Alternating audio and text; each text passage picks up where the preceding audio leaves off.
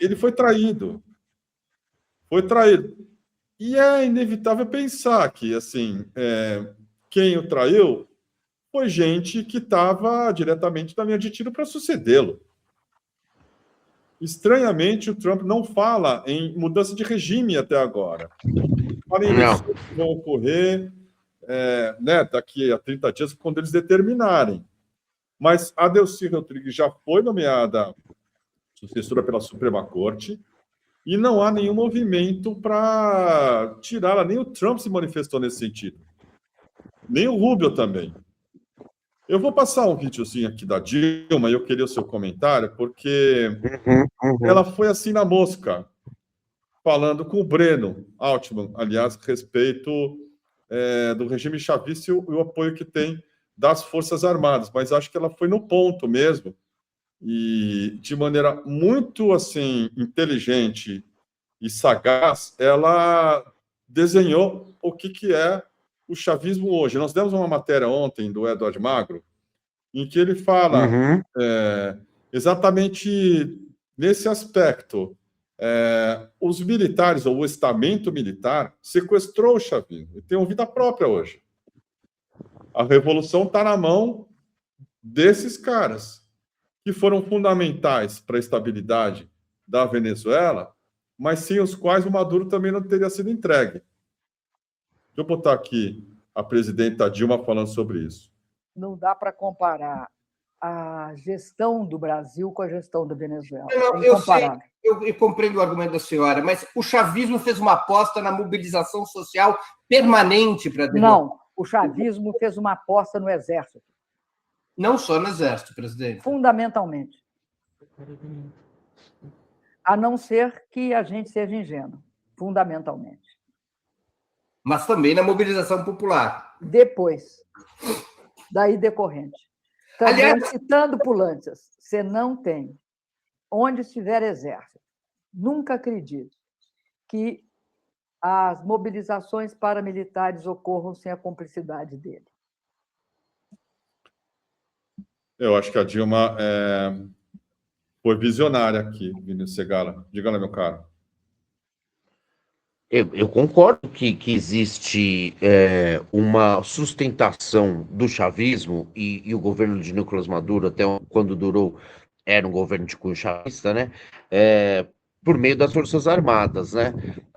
Armadas na Venezuela, anteriormente a Hugo Chávez, nunca precisaram dar um golpe.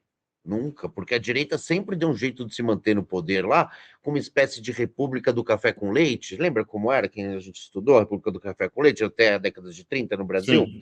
Voto de cabresto, voto censitário, eleição decidida no bico da pena, como eles falavam, né?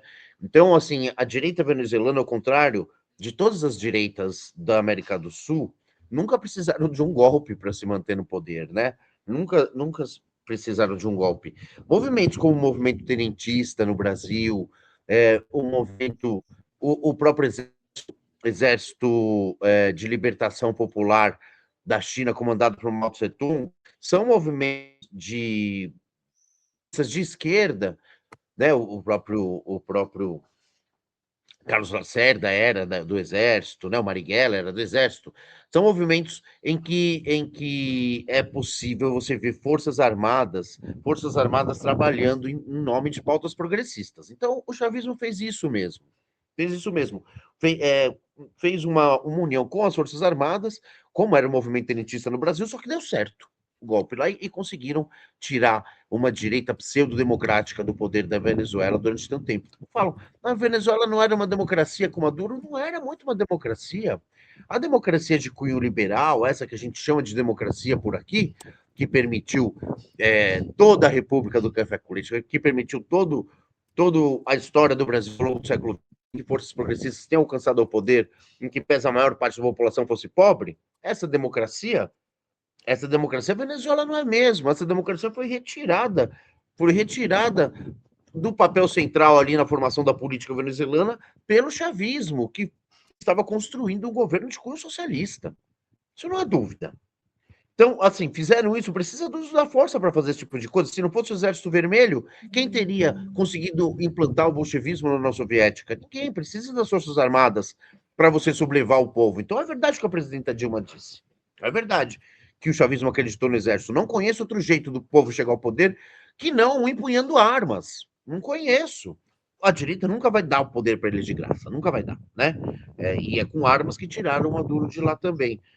Agora, vem uns tontos aqui, que, por exemplo, tem um rapaz aqui falando, ai, seus idiotas, as crianças na Venezuela estão se prostituindo. Parabéns que vocês apoiam isso. É claro que ele fala isso, não tem nome e sobrenome de ninguém que fez isso, não está falando que ouviu, não estou falando que possa ter acontecido. Mas é uma realidade que acontece, essa, em qualquer lugar. Tem uma reportagem do jornal o Globo, por exemplo, de 2016, ó. Adolescentes nos Estados Unidos se prostituem para fugir da fome e desestudo. Claro que essa hora ele não fala, parabéns para mim mesmo, um bolsonarista em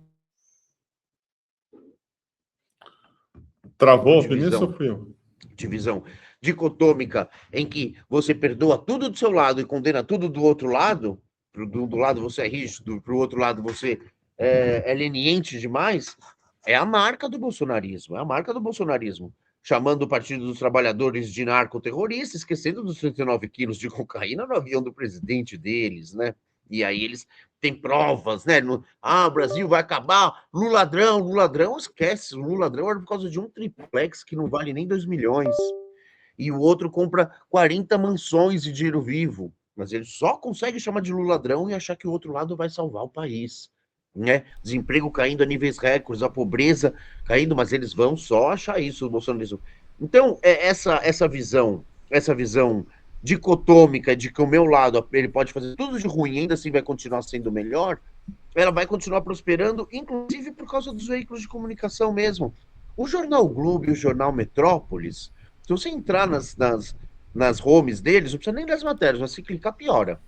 Você vai ver que eles estão apoiando o sequestro do Nicolás Maduro. Apoiando. Esse é um dos principais riscos, porque enquanto vê esses doentes aqui, esses tontos, coitados, escrever tudo errado no nosso chat para falar bobagem, tá tudo bem. A gente sabe que esses são os 10, 15% ultra radicalizados, um pouco menos letrados, que o bolsonarismo conseguiu a cabeça dele. Agora, quando a gente vê a imprensa brasileira apoiando, a gente vê o risco.